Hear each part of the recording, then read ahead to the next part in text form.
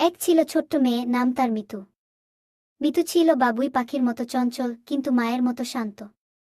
মিতুর বাবা ছিলেন একজন গল্পকার, আর মা ছিলেন একজন চিত্রশিল্পী। তাই মিতুর বাড়িতে সবসময় রং আর কথার মেলা লেগেই থাকত। একদিন মিতু তার বাবাকে বলল, বাবা, তুমি তো রোজ নতুন নতুন গল্প বলো, কিন্তু আজ তুমি আর মা মিলে একটা গল্প বানাবে? বাবা মুচকি হেসে বললেন, অবশ্যই। কিন্তু আজকের গল্পের নায়িকা হবে কে, সেটা ঠিক করবে তোমার মা গু।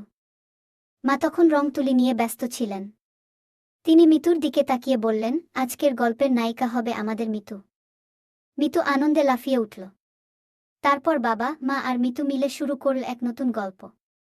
গল্পটা ছিল এক ছোট্ট রাজকুমারীকে নিয়ে, যে কিনা জাদুবিদ্যা শিখে তার রাজ্যকে সবার থেকে আলাদা করে তুলেছিল। মিতু তার মায়ের মতো সুন্দর ছবি আঁকতে লাগল, আর বাবা তার কথার জাদুতে গল্পটাকে আরও সুন্দর করে তুলল। এইভাবে মিতুর বাবা, মা আর মিতু মিলে তৈরি করল এক অসাধারণ গল্প, যা তাদের তিনজনের ভালোবাসার মতোই সুন্দর ছিল।